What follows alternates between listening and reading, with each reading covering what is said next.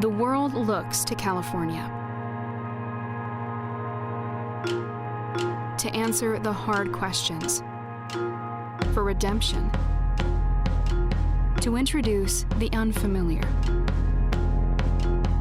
to be resilient. Because California bounces back, holds us accountable, values who we are, remains vigilant, defies those in our way, and stands for community. Here on the West Coast, we're at the center of it all. Los Angeles Times, the state of what's next.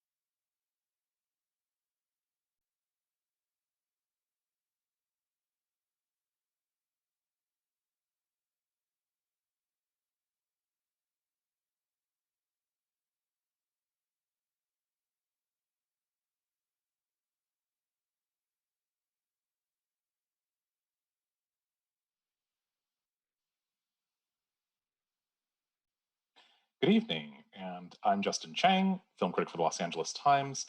Welcome to week 11 of the Ultimate Summer Movie Showdown, the LA Times series where our readers get to choose the greatest summer movies of all time. With theaters closed and major Hollywood releases being held back due to the COVID-19 pandemic, my Times colleagues and I asked ourselves, what if instead of having the worst summer movie season ever, we engaged with our readers and came up with the ultimate summer movie season? So every week for 16 weeks, we are basically compiling some of the best, most memorable big movies from each week of release since 1975, the summer of Jaws. Jaws was our week 8 winner. And we are letting all of you vote for your favorites in a series of head-to-head contests posted on my Twitter account at Justin C. Chang. This week, you voted, and you chose Die Hard. the 1988 action thriller starring Bruce Willis in the first and still the best of his many adventures as John McClane. It also starred Alan Rickman, Reginald Bell Johnson, and Bonnie Bedelia, directed by John McTiernan, and adapted by Jeb Stewart and Stephen E. D'Souza from Roderick Thorpe's novel Nothing Lasts Forever. The movie opened July 15th, 1988, and became an enormous hit. It received Oscar nominations for visual effects, sound mixing, film editing, and sound editing. Over the decades, it has spawned 4 sequels. It has spawned video games and comic books, none of which have matched or eclipsed the enduring appeal of the original. There's so much to talk about, and I am pleased to be joined tonight by the cinematographer and director Jan de Bont. Mr. de Bont began his career as a cinematographer in the Netherlands, working with, among others, the director Paul Verhoeven on films like Turkish Delight and Katie Tipple and The Fourth Man, before coming to Hollywood, where he shot Die Hard, All the Right Moves, Black Rain, The Hunt for Red October, Lethal Weapon 3, Basic Instinct, and many more. Mr. de Bont is also the director of several films, including Twister and Speed, which happens to be my favorite summer movie of all time. We are so pleased to have him with us. So, Jan de Bont, welcome to the Ultimate Summer Movie Showdown. Thank you so much for being here with us. Thank you, Justin. And really nice to meet you, even though it's on the screen, because I only get to read your name on the newspaper. And this is much better, I have to say. This is much better. It's a pleasure to meet with you as a longtime admirer for so many of your films. It's just a pleasure to have you here with us to talk about some of them. And how are you doing? This is such a strange time for all of us. Where I know you're here in LA. How has life been? What have you been up to? Yeah, we're like almost everybody else here. We just really have to deal with the virus, and we are responsible. I feel it's very important that for people who live in LA to take also responsibility, not only for yourself, but for the whole city. And I think it's we have to all take place. We cannot just say, oh, we don't have to take place, and we don't have to use this mask. We don't have to do this, and we can meet friends. No, you cannot. The spread is so easy, and I believe in responsibility of every human being in life for and respect for other human beings. Amen to that. I couldn't agree more. And here's hoping that more people take those words to heart. Same on my end as well. We're just trying to stay busy and hope for better times ahead. Exactly. Yeah. Yeah, but still, it's still summer, like you said, and it's still like we kind of used to live in a time when we always looking forward for. In those days, it was always the July 4th weekend, and then every year it became 1 week earlier. I'm pretty soon we were already almost in the end of March when some movies started. So yes, we missed them. There's no doubt about it. For sure. It's funny. One of the reasons for this series has been to, tap into people's memories and fondness and nostalgia for going to movies in the summer. And just curious, I know you've been steeped in movies your whole life, but is this the whole summer movie phenomenon, which has, of course, become more prevalent ever since 1975, of course, but is this something you have strong associations with, like going to movies in the summer and just having fond memories of that? And, apart from having made some very key summer movies yourself?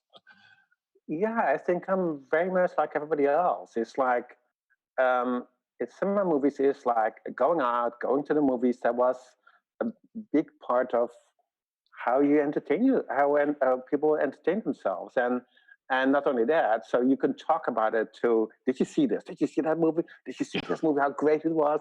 And we miss that. We totally miss that. And it's like it's probably the same in Broadway too, and in theater and in museums. But for movies, summer was it. That was like the highlight of the year, basically. Absolutely. Before we get to Die Hard, I want to talk a little. I know we have only so little time to talk about a career as long and rich as yours, but can you talk about just starting off as a cinematographer in the Netherlands, just working in Europe, before working in Hollywood, and talk about just getting your start and falling in love with cinema and filmmaking from the beginning. It is actually the more I thought about it, I became interested in film when I was 12 years old. I, for actually a little bit early even, I had in the elementary school, I started a little movie theater so that I could invite my friends to come and see a movie in the weekend. And obviously, I was way too young to book a movie, so I had the teacher book a movie in his name, and I would show it in the weekend, which is great. And the kids loved it. But I also quickly found out that not all kids like the movies I liked. So I had to make a really safe, like an idea how, okay, if I do Chaplin this week and something else that week, and then I can put a movie in that I really like. And so it basically started really early. And then I got a camera, an 8 millimeter camera from my parents, and I started making little movies, mostly first of weddings and family things. And the, the the thing is that, of course, I never was very interested in filming weddings, but I was very interested in all the things that surround the wedding. Basically, all the things that went wrong and go wrong all the time in every wedding. So I made these little movies, and when I showed it to the nice couple, they were freaked out. That didn't happen in us. I mean, the kids didn't eat the cake and they didn't steal that, and he wasn't drunk, and they saw all those things they had never seen themselves. So there was very little of kissing and the ring part, but the movie itself was really, really funny. And I enjoyed that. And when I went to high school, I said I have to continue doing it. And I started the film club there, and I asked all other students if they really were willing to, join me to make little movies, little projects, and telling little stories. And Mm. actually, nobody responded apart from one teacher. And the one teacher, God, thank God, he really made made the head of the school uh, aware of the little club I wanted to start, and he got the money to buy for me a real, like a more professional 8 millimeter camera. So the two of us went making little movies, and unfortunately we couldn't show it to anybody because nobody was interested, because they were all like, more in music. But I was already, for me, I was already singing Which Father Had. I told my parents I wanted to go to film school, film academy. I want to go to college and really make movies. And my dad was absolutely really upset with me. He's like, movie business? You're not going to make a Wow. penny in this. This is the worst business you can be ever. Especially, you have to know, in Holland, there was no movie business. No, there was like, they made a few movies, and but I mean, like 2 or 3 years, and that was it. So he wasn't very much, but my mother was really supportive. And she said, Mom, I want to go to Hollywood. I'm going to make movies in Hollywood. And she asked me, where's Hollywood? And I wasn't quite sure where it was, to be honest, at the time. And I didn't even know that Hollywood was in Los Angeles. I was a part of Los Angeles. I thought there must be some really amazing city in California where all they do is making movies. Yeah. And and so when I told my mom that, she kind of laughed at me, and I said, "But I'm going to go to the film academy." She said, "Absolutely," and said, "No, no, no. You should, I mean, well, your dad doesn't like it, and you're never gonna make money, and you cannot support. You have to get a job that is safe." I said, "I really am absolutely sure I will I know I would be really good. I don't know if it would be successful. That I really don't know either. Sure. But I know I would love movies so much that there will be some people who want to see my movies. I was convinced of that, and that's also a little bit how I got into the film academy. And I mean, I was also making still photography at the time, and the still photographs that I made, which are a little bit like in a Robert Frank style, like realism in the city of Amsterdam, which was like a very forward-looking city, a very hip and um, very progressive. Those movies were all about people my age, and the pictures, and they were all about, and they were basically all telling the story. I made pictures that, not single pictures, but I made a group of pictures that told a story. And that was really actually a really an incredible. When the head of the academy saw that, he said, "You got a movie here." He said, "Well, no, no." I said, "I got a picture. I got a story Oh. here. I definitely not got a movie here, but I want to learn how to make a movie." And it's from there on it really it was a pretty amazing story. I was really lucky that we got in the film academy. We made a group together with Rem Koolhaas, who later became the famous Yeah, architect, of Renee course. Daalder, who was a filmmaker, and William Mayer, and he became like a famous software designer. And we all got into basically, some of them all got in different shots, but I was the only one that was still focused one way. You know, it's like really, Yeah. I have to make movies and I have to end up in Hollywood. But we made movies. And we all film group was one, two, three, etc. And the basic principle of the group was like and anybody can make every movie what they want. They could be experimental, they can be documentary, they can be comedy, they can be dramatic, they can be action film. But we all had to change roles all the time. So basically, is that at one point, you know, I will be the director of one of those movies.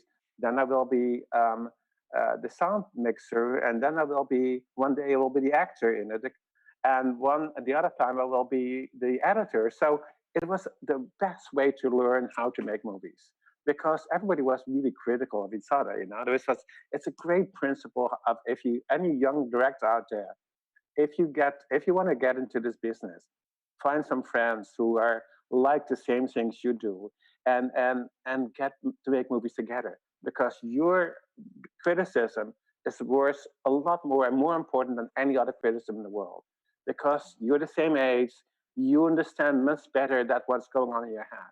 So it is, and actually, many of those little movies ended up in museums, like the Film Museum in Paris, the EDAC, has uh, 4 or 5 of these movies in Brussels and Cologne, and of course the Film Museum in Amsterdam. So they became like moments in the little film history that Holland had. They became like little statements that people wanted to remember. And then after film school, I started, you know, basically making movies Yeah. and being a cinematographer for all my friends and Yeah. many projects nonstop. Of course. Yeah. Yeah. And with I think it's a very good point too, because just the collaborative nature. I mean, it's a collaborative medium, of course, and Definitely, yeah. especially on Die Hard, where I think it's a movie. If you don't mind my saying, your role as cinematographer strikes me as equal in importance to that of the director, partly because of just the visual coherence of the movie. Clearly, so much thought went into that. Can you just talk about how you and the director John McTiernan worked out that strategy together? Because it seems like it was done very much. Yeah, no, Uh, I think it was done uh, by the two of us. It really was, and I didn't know he was living right behind me. And so our gardens were actually matching. So if I would have looked over the backyard, but there were a lot of trees, I never saw him. But then when he wanted to make this movie, and he had seen some of the movies I did in Europe, and he really liked that work where it's a lot of, he likes the energy of it and the moving, and he really wanted to really make a transitional movie in regards to like move the action movie forward to a new period where it would be energized not only by the storyline, but would energize also how you tell the story and how you dramatize it. And I was, of course, definitely in agreement because when I worked with Paul Verhoeven, we work 50-50. That's how we always work. You know, that's what Film Club 1, 2, 3 was. So, so when you do this, you know all the different functions of the movie business, and you understand what actors go through, you understand what cinematographers go through, what sound people go through, and directors. So you have a lot of respect for everyone, and you know how difficult it is for everyone. And to me, it is like something that was so important that I could see with Die Hard that I could actually that we would understand each other.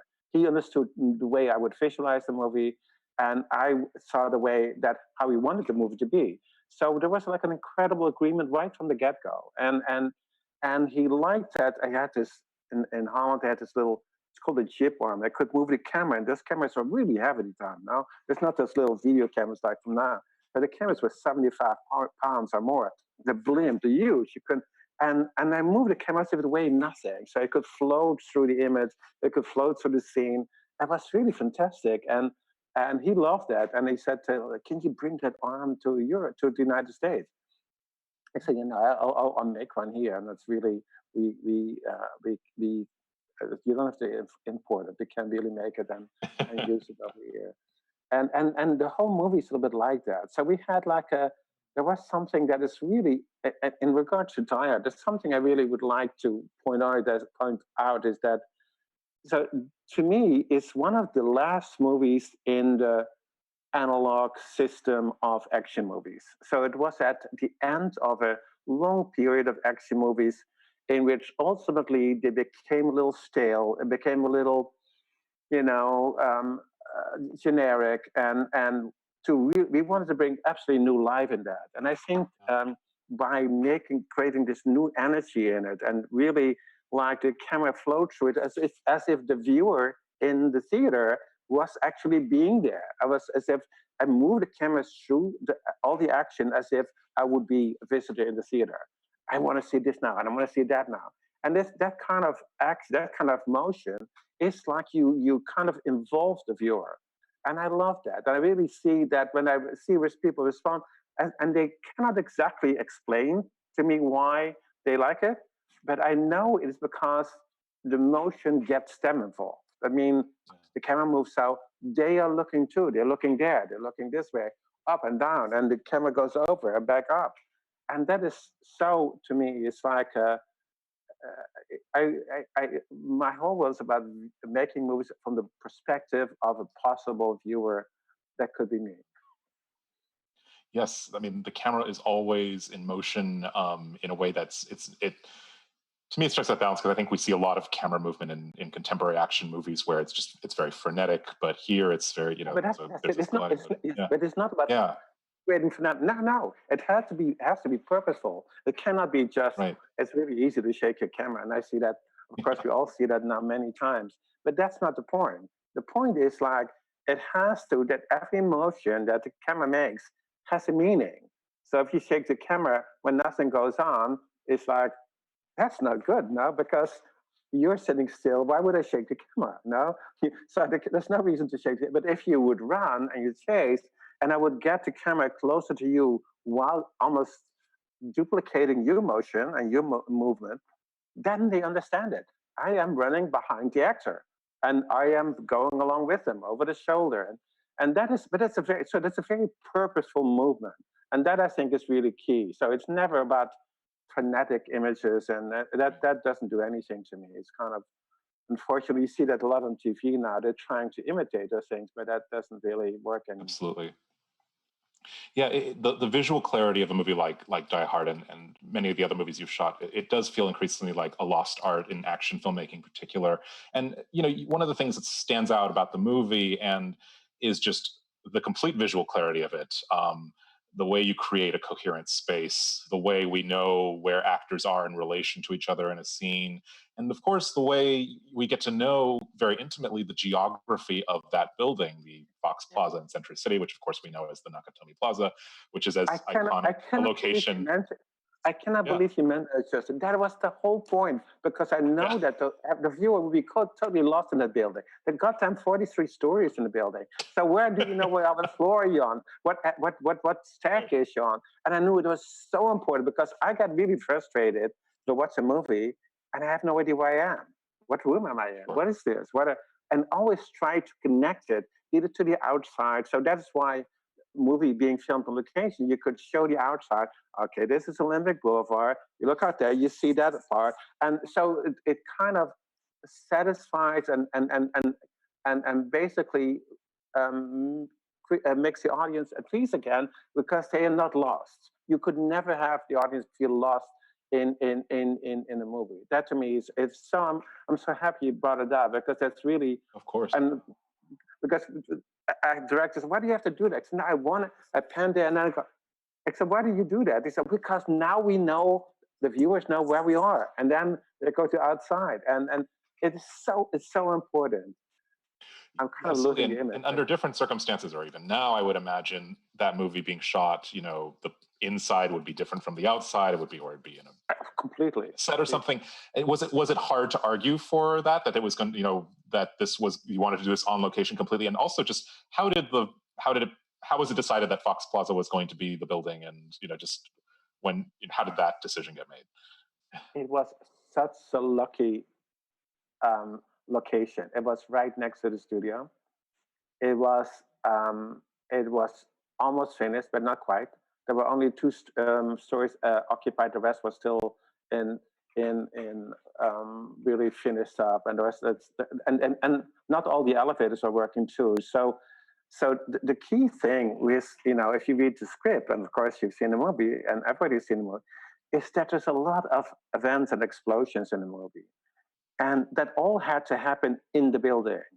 So you have to understand that when we decided to pick that, there's a lot of people living there in big fancy apartment buildings, expensive apartment buildings, who initially thought it would be great to have a film crew there. No, what they didn't know, of course, we were mostly film at night. And that means that we had huge slides. We had to sometimes light 4 or 5 city blocks, especially for the helicopter scene. And then explosions are really, really loud. These are, all the things you see in the film are for real. So there's not a single visual effect in it. There's everything. When you see windows exploding, they really explode. When an elevator shaft, it really explodes. And that is like, of course, it was very funny. So that there was 2 floors of lawyer firms in the floor, who got so fed up with the endless gunshots that he heard in the building. That's like 2 stories below that, and they're complaining, and and then they started to. But the good thing was that Fox owned the building, so they could say, "Listen, this is we told you this was going to happen, but you never told us there's going to be explosion and gunshots nonstop." And it's just really hilarious. Yeah. The same, I don't know if you remember the scene where the FBI helicopters come through the city, Yes, which is, that is like one of those things that would never happen in any city in the world. You could never fly helicopters like 40 feet above street level, just over the lamppost, almost through fountains, the bays, and go and make left turn, right turn, in between skyscrapers, and then climb up 43 stories to the top of a building where action takes place. In the middle of the most expensive part of LA. So initially they all liked the idea, they thought it was great. And really, but when they saw, when I lived at the 5-block city block, that's a lot of space, it's really, right. You have no idea how that, at the time, film was not very sensitive yet, so you needed light. So, and then when you saw this actually helicopters at almost eye level fly through the streets, and it was really impressive. It's really like, I can totally imagine that the people who live there, that the war has broken out and somebody had tried to infiltrate and occupy Century City, because they didn't know about the helicopters. They weren't aware of that. And so after the first take, we had, to able to cover that, I had kind of expected that would happen, to be honest, because I know the sound level was so high, and seeing those big lights all hidden, you couldn't see any light, but everything is lit and with lights hidden in other buildings, and when those helicopters came, it was unbelievable. It's like people came running out of the homes, and even the police themselves, they were in awe, because those helicopters flew at pretty good speed, and right, and they were so in awe, but they were mesmerized, but also in shock, because none of them had expected that. And so they immediately came to us, stop, no more filming, cancel everything. And all those people, the neighborhood, and I would be upset too, probably, if I would live there. Sure. It's really, it was very funny, but ultimately, they allowed us, and after lots of discussion, one more take, and we were able to see that basically it's almost 10 minutes in the movie. There's a lot of action to do in 2 takes. Every shot or every camera is in the movie is actually in the final edit, which was actually a remarkable feat. I mean, it just bespeaks great planning, right, on your part and knowing what's That's what possible I in like. something so I mean, complex. Yeah. and John and I said, John said, we can never do this. No, okay, let me do it. Let me do it. I know exactly how to do that.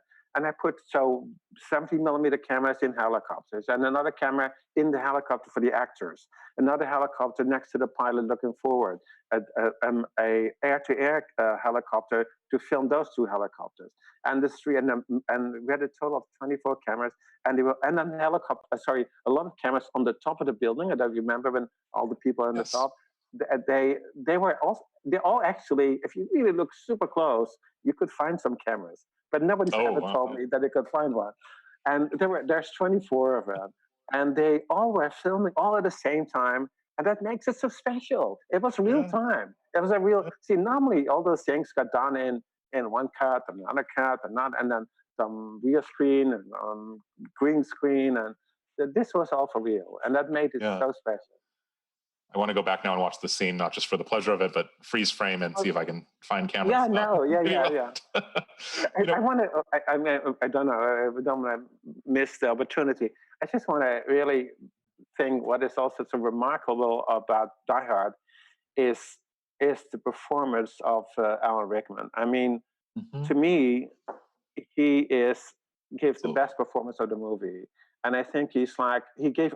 I think he gave a master class in acting to all American actors. Mhm. You cannot take your eyes away from what he does. The minuscule things.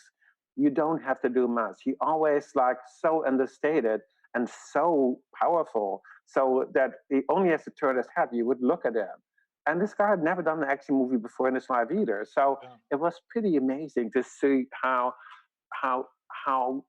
and actually so in wonderment almost that you could find an actor that was so perfect. And so I think he totally improved um, the action and movies by creating a performance that we had never seen before, actually. So I think he was, to me, a lot of the success of the movie is also dependent on him. He's amazing, and it is, as you say, remarkable that this was. I think was this his feature film debut? Because I know he'd been a No, very he distinguished did a stage small, actor. yeah, Small he movie did some, beforehand. Yeah. yeah, some really funny movie, but comedic, really, really great, and I loved him in that. But this was the first time he really did Yeah. something as big like that as that. Can you talk? I mean, I might as well talk about this. You know, he has. I mean, it's funny. I should say, my colleague Glenn Whipp and I wrote about the movie earlier this week, and Glenn noted that I think it's exactly as you say. If Alan Rickman hadn't played that part, I don't think we would love the movie or be, in quite the way that we do. I mean, he is so. I mean, even though this is very much Bruce Willis's very iconic action showcase, it's Rickman we remember just as much. And he has one of the great death scenes. And I was wondering if you could talk about that when Hans Gruber falls to his death. And it's done because it's done in this slow motion part of it. Part of that shot is when we see, and just talk about capturing that moment. It's a great moment, and I think we remember it as vividly as we remember anything. Yeah, I think it's one of the best shots in the movie actually, because how often do you see an actor's reaction as he about to fall to his death, basically, you know? Yeah. And I mean they've tried that in many movies, and it's always like, you cut away quickly to wider shots of stunt doubles and so, but this one we figured out a system. So we had it wasn't a stage, but really high stage, and we built something for him to fall on, but he still had to fall at least 3 stories, and we built a camera right above his face. I mean, like, and the problem is if you're so close on somebody's face and you fall super fast. In those days, to focus from this close, like really this close, to falling away is almost impossible. So there was a computer system in the valley that was used for something else, and I tried to adapt that to that could read the distance. And right now it's almost most cameras have that, but in those days nothing didn't even exist. Is that it could really completely transfer the distance it reads into an automatic change of the lens stop and focus stop as you would fall away, because that was the whole point. If you can see it, it goes out of focus. we lost the whole moment. And it's also in slow motion. So it took multiple efforts with other people falling down to really to really get this shot right. But to me, it's like you can. But imagine for a second being Alan Rickman, being hanging down from the ceiling. I mean, but knowing you're going to fall down, you're going to fall backwards, so you don't know where you're going to fall. Oh God. But then still stay so much in character. I mean, the man is amazing. Is that you can actually still act. I mean, it's almost like Nonna. He's like what he felt that moment. You can really see, and that is to me, it's like brilliant. It's really it's I thought it was one of the best shots in the whole movie because it expresses so much, so many, so incredibly eventful. I thought that was really like that's what I thought I've never seen before, and really, Yeah. it took a long time to get it done, though. I mean, like to Oh yeah. figure out how to do it, but How to do it? Yeah. yeah, You know, and actors doing their own stunts, it's of course a hallmark of so much of your work, your great emphasis on realism, and just, you know, and I think that, you know, it makes a difference. We see and we feel, even in an intangible way, the difference when something is done versus when it's done on green it is screen or whatnot. And Justin. yeah. Justin is so important. When you have an actor in front of a green screen, whatever, if it's Star Wars, whatever big movie, they have no clue what's going on behind them, in front of them, and the distance between what's in front of them and what's behind them. They are totally lost, and I feel so bad for them. So because nobody can explain it to them. I try to later on I try to have videos so they can see what's in front of behind them. But still, it's never in your mind. So if you have a real building behind you, shit, yeah, you know what's it, and you see Sure. another building, you really are aware of it. And so to me, it's like in Speed 2, I've so insisted that the actors would do their own stunt, and I don't mean dangerous stunt. I make them look dangerous, but the stunt itself is not so dangerous if you really think about it. If you, for instance, jump from a Jaguar driving on a freeway, you jump onto the bus at the same speed, it's basically like you jump from 3 feet from the car but it's nothing. It's like, but if you look at the ground and you see that road racing down below you, that scares you. So, but if you don't, I'm not a hero by any means, and I'm definitely not a stuntman. So the only way I could convince Keanu to do that jump is by doing it myself. And I really was kind Wow. of, I'm not a, I kind of freaked out myself, but I felt if I don't do it, he's not going to do it either. So I did it, and I said, "Oh shit, that wasn't that bad at all." And and then that whole scene that made Wow. him actually really help to move forward because it was relatively early on in the movie. That Right. made it much more believable that he Easy would to be predict. safe, and that when he would be hanging under the bus, all the things before that he would be safe. As dangerous but safe. Sure. I so want to talk about, God, I could spend an hour talking, just, or more than an hour talking about Speed. I love the movie so much, but I do think it's interesting with both Keanu Reeves and with Bruce Willis in Die Hard, two actors who had not really been known as action stars, certainly, and this put them both on the map in a big way. You know, Bruce Willis, of course, was best known for moonlighting at the time, and so, you know, you really can you talk just about working with Bruce Willis, because his performance is really Yeah, no, his signature yeah, role. Reese is Yeah, absolutely. Of course, I mean, I love to talk about Alan, but it's of course without Alan, that would sure, be Bruce Willis and vice versa. So when he absolutely. came to the set, I think he had finished moonlighting 3 days before shooting started.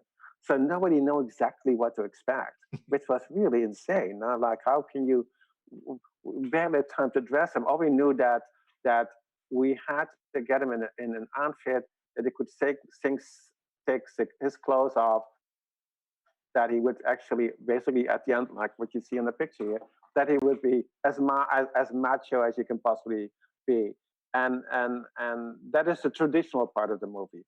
Then what he did, and what we didn't know if he could do that he was so into it. He was completely open to it as well, because I think when actors actually uh, do their own stunts. I mean, safely, of course. I'm not want to endanger anybody's life, but if they do their own stunts and their own, it makes them the adrenaline that it creates in their mind, in their bodies, is extremely exciting. Sometimes it's dangerous. Sometimes Sure. they want to do everything, so they can do everything. So no, this you can absolutely not do. So you have to stop them. But I know that that adrenaline gives a level of reality in the performance, which is really great. And with him, Bruce was really open to that, and he really, because he had to do a lot, like in the movie, like incredible things, and falling and crawling and jumping and falling down, jumping down a building and in through a glass wall, back into the building. So he was thank God, because he only did a TV series before, he was completely open to that. Maybe he regretted it later, but I think, for him it was ultimately like and like the opening of an amazing career, because then now they could see that he could do other things than moonlighting, and that he could be a star, and that he would be willing to see. That to me is like, like in old English movies, and you see a lot of the actors do their own stunts. Like they don't know how to fence, they know how to do this. They all learn that, and right now people in classes for acting classes, they learn one thing only as being like kind of a method class, but they don't know all the physicality of film. And the physicality is an incredible important part of movie making, and sometimes is also how to hold back. So what you cannot do as an action star, if you go too far, it becomes immediately unbelievable. Mhm. And so if you really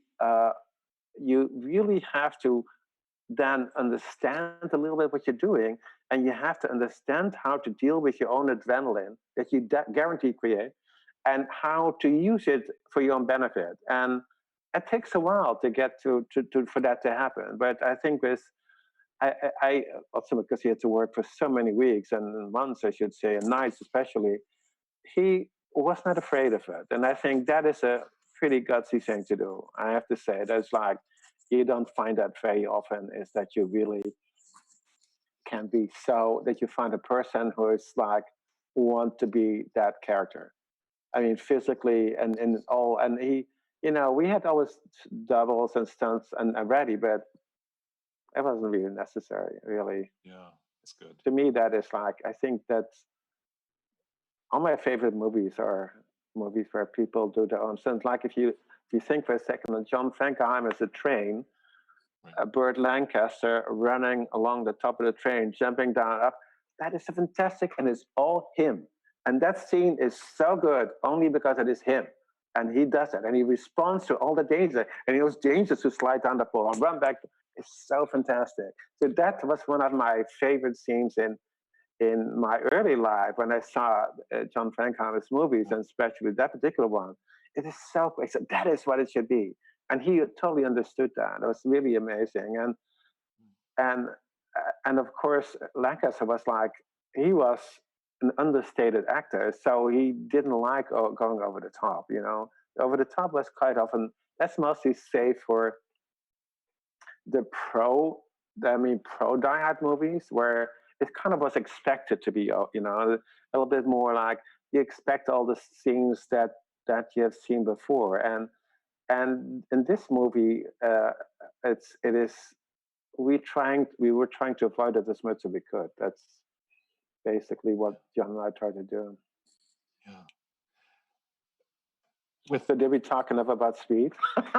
Oh, not enough. No, I'll jump in there. I actually want to get. I have so many questions, which I'm not going to get to. Oh, okay. Let's go to speed. Why not? This is our Ultimate Summer Movie Showdown. We can do whatever we want.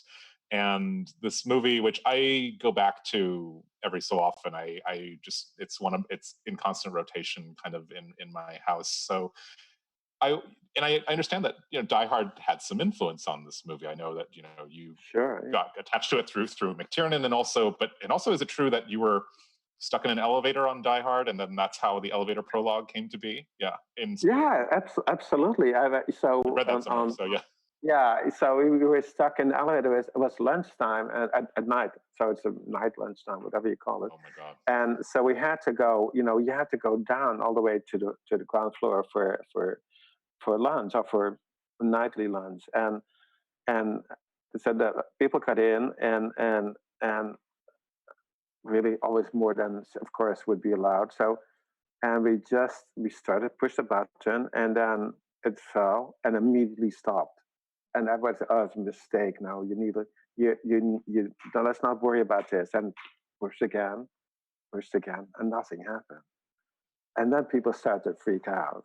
And it's like, really, I had never seen that in my life. So, because it's like, I kind of looked around, and then you see sweat appearing on people's faces, dripping down. Some people try to be macho, but actually they're in fact more afraid than anybody else. And then they started to kind of blame each other, like, who did what button did you push? No, and it's a little bit like the same scene in Speed, but and of course, like, if the button would make you fall, and it was, and so then we finally called that phone, because the whole system wasn't set up. We called the fire department, and that took a long time. And then they came in from the top of the elevator shaft, also, and so we had to lift each other up to the top and climb out. But once you're on the top, you realize that there are 43 stories below on both sides. So it's like, what the hell? Anybody who's afraid of heights would be like totally, they didn't dare to move. Many were like frozen on the spot. And then so the fire department had to hold them, and basically, because you had to jump basically from one elevator to the next elevator, it was side by side. So you then get back inside, go down, and they would bring you down, because we were stuck in between floors, and that's the only way they could do it. So that scene, of course, stuck with me for a long time, and it's pretty much what you could see in Speed, actually. Yeah, except for the elevator itself collapsing and blowing up. That is irreversible. Okay. reality. But still, okay, writing. Let's not talk about it. No, sorry. But you are clearly writing or directing what you know. I mean, no, exactly. It was your idea, of course, to cast not only Keanu Reeves, but Sandra Bullock, who is just as great in the movie as he is. And, thank you for giving us one of the all-time great movie star pairings, I think, in recent Hollywood, because they've reunited again and again. Just can you talk about I know you fought for Sandra Bullock, and just can you talk about that? And did you know that their chemistry was going to be so just terrific from the beginning, or did that? Yeah, actually, that's a really good question. I didn't know if it was going to be good. I just had a sense that it might be good. I just thought that she's like, when her career was still on the way up, and but she looked like she could, to me, the most important reason I thought she'd be perfect, and not only because they are similar age, but they kind of both a little bit like, they're responders to action. So they're really not proactive so much as reactive, and especially Keanu. So I thought that, like, the key thing is, if the studio wanted, of course, a big star, which like Julia Roberts, but that would be ridiculous to see Julia Roberts drive a bus. You wouldn't believe that in a second. I mean, I wouldn't, or any other star for that matter. So I'd need to be someone who I could believe actually rides the buses in LA, and uses them to go from A to B, right, and then is forced to really drive the bus not asked for. And that, if you can believe that this girl in the back, this woman in the back, is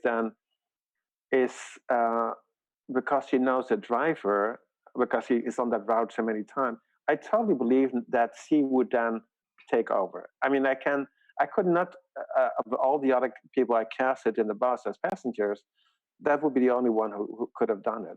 But I also know that her response to Keanu was kind of intriguing in a way. Well, who is this guy? Like, she didn't know him personally. So she got also personally intrigued, like, who's the guy standing next to me telling me what to do? She's so used to doing everything that she wants to do. So it ultimately ended up like an really amazing, like a challenging relationship, but really that is actually happening as the movie takes place. So you see the whole relationship from non-existent to full fulfillment at the end of the movie in front of the China theater. And it is believable. It is like, I mean, like, you know, people that meet in unusual places and are not expected what would happen the next time is the next moment it is something that you and I believe that it is possible that can happen. So it's kind of this um, um, like this kind of magical touch a little bit. And I think those two actors, they kind of touched each other. And in the beginning, it was kind of really careful, a little challenging, a little bit like, is it, oh, well, how am I going to respond to that? And they had quite a bit of freedom. I mean, there's lines, of course, but still, if it worked better that they had to say, then that's what we would do. And so they're starting to respond to each other in a way that is very like looking for a reaction from the other in a kind of emotional way, in a way like I expect something from you, Wow. and that worked on both sides. And I think she was great in it, and I think it's also you have to also know that of course it was not only Keanu did his stunts, she did the same. Of course, she was actually driving the bus. She had to learn it. I mean, but she was really believable. So when, for instance, the scene where she makes a turn to get back on the freeway, and she hit all the cars on the right side of the road, which is Yeah, has, has happened to me once because I was forced to, and oh my God. the, her reaction to that, you actually feel It was real. every car, the pain of hitting every car. Yeah. She wasn't the enjoyment of it. No. It is like, oh my God, it could have been my car. Oh my God, this car and this car. And that is so great if you can film that. And the actors are fully open to give those responses because they almost, in reality, they're almost forced to give the response because it's what's happening to them. They drive the car and they hit those other cars, the bus, and they hit all the side cars. So it was her who did it. So it's kind of an immediate reaction that is extremely real and extremely, you cannot normally act that. If you would have to do that on a stage or so, and then you have the bus on the stage with the actors, and then the other hits would be somewhere else, like it normally is done in the studio, it would never work. No. That would never work. Jan, I wanted to ask you my favorite sequence in the movie, and one that I find myself weirdly just playing over and over again, is it's the sequence right before the bus blows up when they are all getting off the bus, and it's not only um, Keanu Reeves and Sandra Bullock making their very frightening and daring escape through the underside of the bus, but which is to me one of the most romantic things I've ever seen, except as well as just it's a great romantic scene as well as a great action scene. Yeah, yeah. But I, even before that, when you're when the other passengers are getting off, you find it so moving. I actually get choked up even just talking about it. When they're crossing the bridge, the wooden bridge between the bus and yeah. the Oh, I'm so rescue glad bus. you said that. And Yeah, I love that scene, and it's just to me, it shows these passengers who all start off in kind of a bad mood and don't like each other, and they're this wonderful scene of just coming together to help each other, and just the solidarity of that and the vulnerability of that. And I just as you're talking so much, we keep coming back to just the realism. I mean, can you just talk about directing or just that very dangerous looking stunt? Can you talk about directing them through that sequence? yeah. Actually, Yeah. it's a great question. I think I agree. It's a really, to me, when I see the scene in the movie, I still get a little emotional about it because I know that I've seen all these people in the bus for many, many weeks before we saw the scene. And they've been basically, you have to understand that were on the bus when all those things happened to them. No, so they took part in hitting all the car.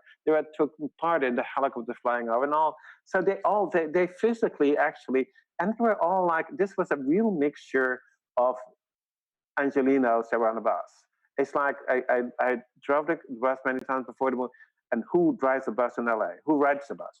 And I want to make sure that these people were the ones that would be in the bus. And I made some casting. I made sure and asked them if they would ride the bus and if they would ride the bus to work or to the family. And they all have done that. So they know, because what is important when you sit on a bus, you have to do it for weeks and weeks and weeks nonstop, day in and out, for 8, 10 hours a day. And you get bored so quickly if you're not prepared. Or But people who actually do ride the bus, they are they are fine. They know get what to bored. do on the bus. Yeah. They never get bored. But they start forming a little bit of a community. And now they say, so each time something happens, because they want to talk, they have to respond, so they react to other people next to them. And they start to see a person's weaknesses and their strengths. And I think it's really amazing to see that when that step over to the bus, it's a dangerous time. I mean, but it is like, you could see that the characters who have the most trouble make coming across, that the actors that who wanted to help her, I picked the actors. It wasn't planned. It picked the actors Oh, in the buses that were the ones that had responded to them earlier before in the movie. I could have seen that they cared for them in at other situations. So I didn't just say you.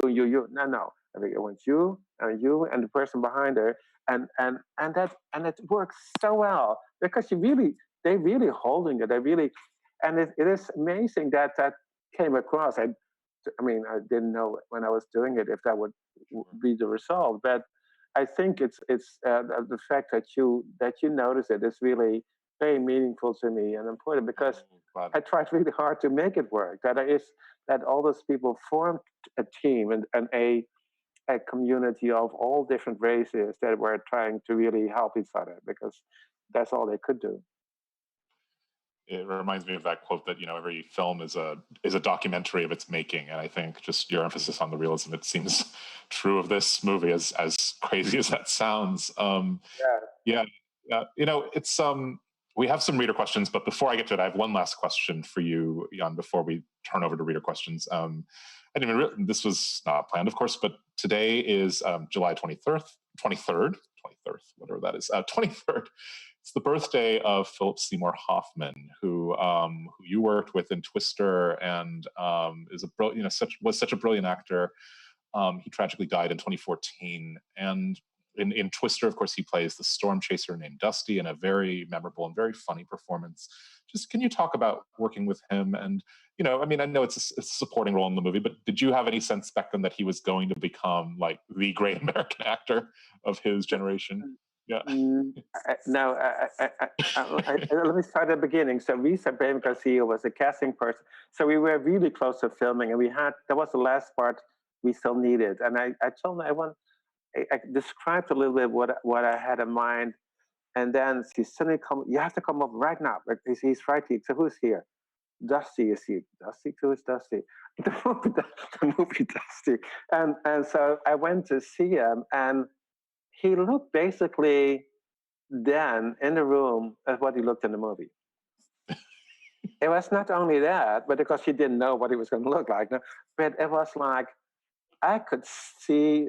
I mean, what I asked him to do a few things is that he could make something out of nothing and make it so believable. So I mean, like I he has actually quite a few lines if you throughout the movie. There, some of them are story lines, but some of them are a little bit more about him. And each time when I see the movie and I see him driving his bus and he plays that music over the speaker on the phone, that makes me feel good.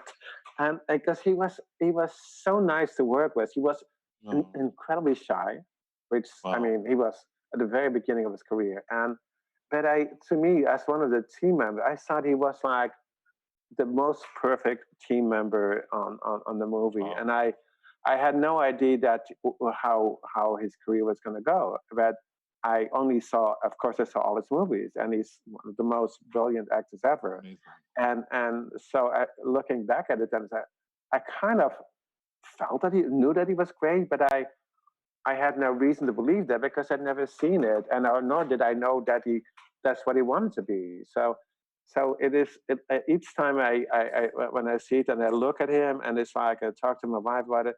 He's absolutely amazing. I mean, it's like the little things. It's like when he makes those little turns to look. So he comes over to Bill, and then he sees he's kind of talking. He kind of is full of that insecurity, but that insecurity is acting. You know, the insecurity is not so much him, but he was really betraying what that character should feel and should do. And only really good actors can do that. I mean, sometimes those small jobs are the hardest to do for any good actor. And I think I'm so happy to really have met him and to be able to have worked with him on this movie. I really, it's like one of the fondest memories of the movie, to be honest. Oh yeah, I think that comes through in the film too. And no, here's to Philip Seymour Hoffman. And with that, I think we have just a couple of reader questions. Let me look, and we'll pull those up. We'll pull up the first one. First question is, which location has been your favorite and or most memorable to film in? Actually, that's a pretty easy answer. It's Los Angeles, and and it's you have because you have no idea how difficult it is to make a movie in LA on a bus, driving the same speed in all streets of the city, being able to block off roads, being to whole areas of town, and getting sections and getting a freeway, and at the same time being able to show off LA as well. So what I always found so important in the movie is that I wanted the people to know always, especially the people in LA, where they are and where they're going now and where they're going now. And then they know already what's going to be next. So they are kind of prepared and they're happy to see it's a real LA. It's not somewhere in Toronto or in any other city where they make movies for Hollywood. So I think to me it's so important that you can see and relate to everything, every place you. When you go to the airport, everybody who goes to the airport knows all those off roads. They all know it. And also and on Pico Boulevard when they had to get off the freeway and go, they know those roads because people, and I've driven it many times. But the most important thing was that how were we able to get a freeway at that time that you could close off and use for weeks in a row to film that movie? You know, it's really amazing. So it's really it's we have to. I'm not only the best corporation in LA, but I feel good about it because it shows LA in a really good light. I feel, and I like living here, and I love LA, and it's I really wanted the audience to also feel that all those neighborhoods they go to with the bus, it's really it is these are real neighborhoods, you know. Normally you don't maybe get to see them all, but they really exist, and I think that's people who watch the movie they recognize that and they really appreciate that. It's well, at least I'm always looking for those things. I feel the same way too watching it. It's one of the reasons I love the movie is because living in Los Angeles for years. And it's funny rewatching it again because the first time I saw it, I wasn't living in LA and it meant more to me, I think, in subsequent viewings, having spent some time here. And maybe, I don't know, it might have been ideal to shoot it during times like as now when traffic is getting worse now again, but in the early days of the pandemic today you couldn't do 50 miles. Ideal. That would be impossible. You could maybe do 25 miles an hour. The bomb would have to go off at only 25 exactly. Well, we think about that for a Speed 3 or something. But you know, we have we have one more reader question. This is the question of what's the biggest difference from when you served as an action movie cinematographer versus an action movie director? And I think this question is about kind of what made the difference. What was the big difference in terms of your career? Was it a big change? It is something I always told my mom. I mean, when I was a really young guy, that I knew where I was going to want to end up to be, and I mean it's a long travel through many countries in Europe and the world, but when you when I got to film work in LA, which I really loved, and I mean, it was also hard to get into the film business here, as we all know. It's like Right. it is a movie where it's a business where you cannot get in unless you have worked on American movies, and you cannot work on American movies unless you have a union card, and especially because even the movies I directed, I still operated cameras as well because I felt that camera on my shoulder gives a personal view of the action that I have never been fully able to transfer to other operators and make that for them understandable. And what I meant with emotion, and sometimes when two people talk, don't always pan to the person who's talking. It's more important the reaction than so I don't know how to translate that. And also, I'm a very as a cinematographer and as a director, I'm very involved in directly talking to the actors. So when I film a scene, a take, and I really feel it's not good, and I whisper the actors, let's do right away, come on, that's right, keep on, do it right from the get-go. I'm not waiting for the director to even do that. And actors love that because they felt the same way.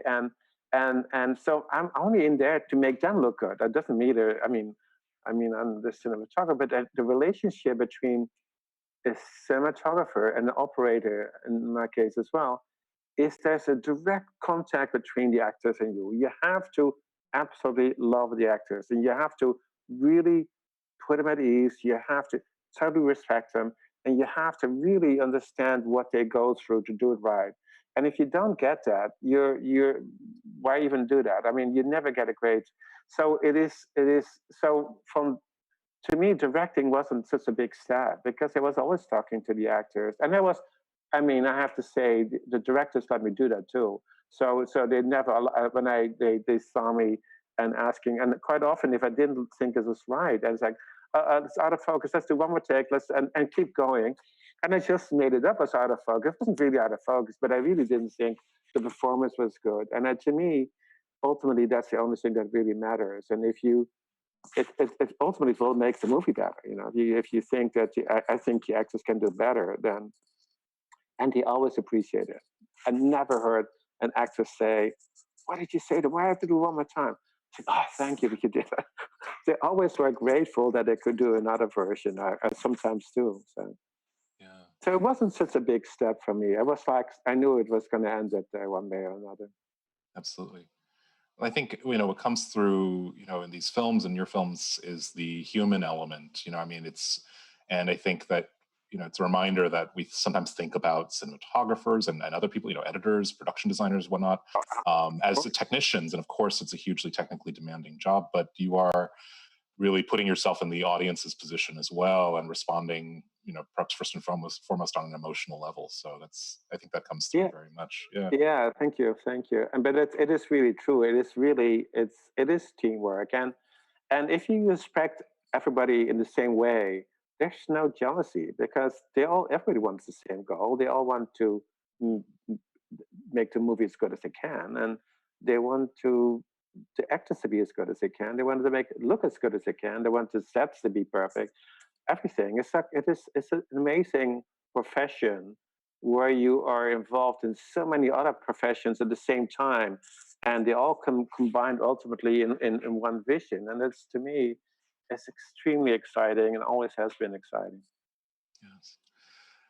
Jan, it's been such a pleasure talking to you, and a very meaningful one for me too, as just a longtime fan. So thank you for gracing us with your presence and your insights and your memories. It's just been a real pleasure. And I'll say goodbye to you in a second, but first I want to let our readers take a look at what is in store for next week. This is week 12 we're coming up on in our 16-week series. Some terrific movies this week, including Mr. Paul Verhoeven's RoboCop, Midnight Run, Arachnophobia. That's right. And it made it pretty far too. And in the end, though, it came down to two movies. It was Aliens James Cameron's Aliens versus Clueless, directed by Amy Heckerling. You voted. It was very close. It went back and forth a couple times, but the winner is Clueless.